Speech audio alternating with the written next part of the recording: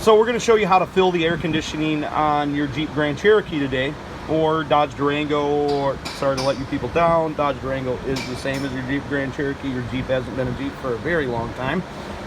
Anyways, we're going to show you how to fill the air conditioning on this Jeep Grand Cherokee, and probably going to run this under some other videos like Dodge Durango, Jeep Commander, Jeep Liberty, etc., etc. Can't break what's already broken, so let's try to fix it. I'm going to finish installing this AC compressor, and then I'm going to show you how to vac it down.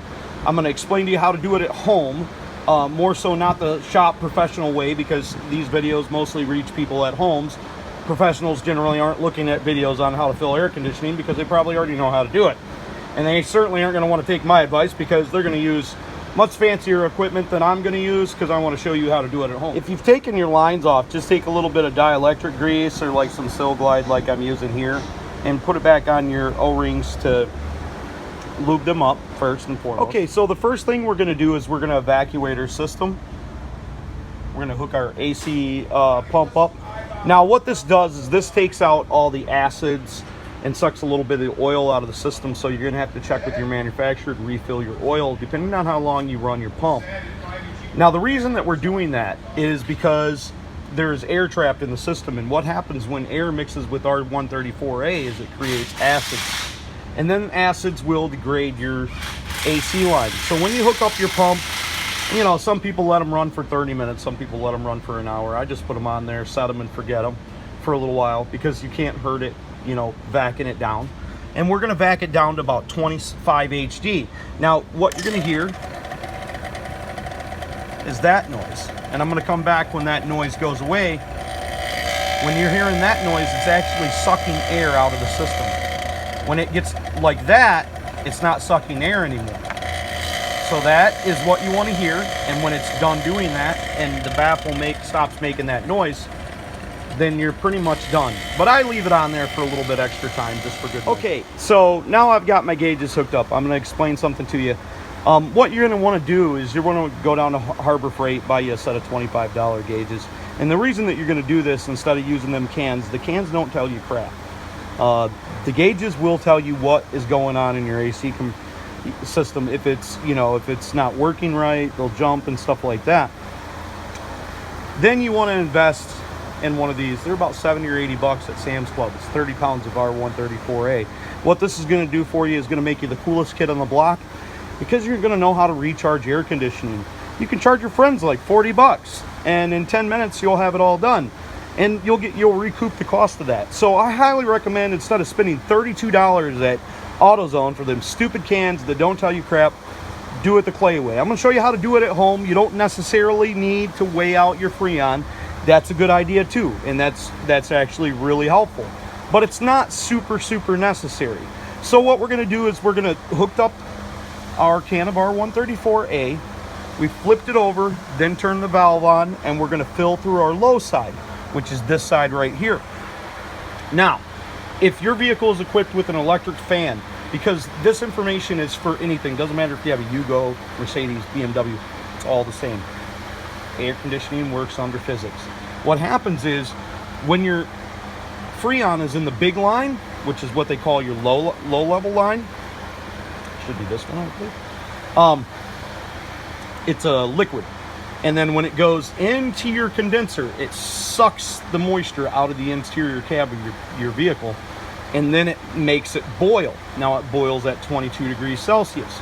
So what that basically means, it turns it into a gas. Then it runs up here through, you know, and it'll run through your compressor and your dryer and stuff like that. Then it runs up here into the condenser, and the condenser takes that heat away and changes it back to a liquid. It just does that all the time. It just runs in this big circle. Works under physics. Get a book, read about it a little bit. What we're going to do with the AC operating and the compressor running, we want approximately 25 to 45 on here, depending on the temperature outside. Average is 35. We want this needle to run at about 200 to 150, okay? That's PSI. That's why these lines break so much.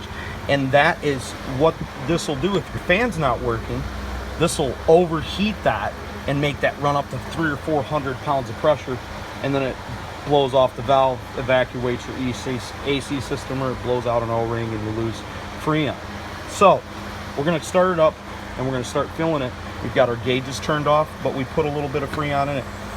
You can just basically fill it till it stops, but just to be sure, I just filled it for about 10 or 15 seconds just to get some Freon in there. And when it starts up, this is basically where I want the needle at when it's cold. Now when it starts up, it should go down. We've got it running, we've got our fan on, and we got to put more Freon in it because our high side is not high enough and our low side is out of sight.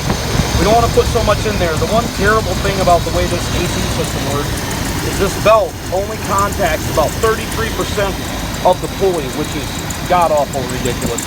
And I don't quite understand why Chrysler thought that was a good idea, because that should you're going to get this squeaky noise, and that's why I changed the compressor, because I didn't like that squeaky noise because the compressor was too tight. I'm going to put a little bit more in there, but I'm already getting my squeak. I really don't like that. That's not what I wanted, but most cars, it won't do that. Now we're going to check our temperature output. That's terrible, non-existent. Have enough Freon in it. A little bit more in there. I just don't like the squeak is all. I did a lot of work to this truck and I didn't want to have a squeaky belt because I put a brand new belt on it. But because of this AC compressor being for the way that they put their stinking belt on there, being for such garbage, now I'm getting nice cold air out of the inside of my automobile. And I've got it running about 40 pounds. Let it run when I get the fuel. Hopefully my drive my wife almost.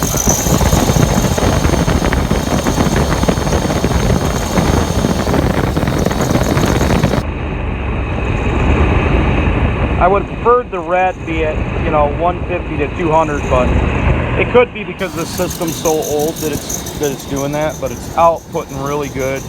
So that's how you fill the AC on your Jeep Grand Cherokee. If this video is helpful, please subscribe, share my videos.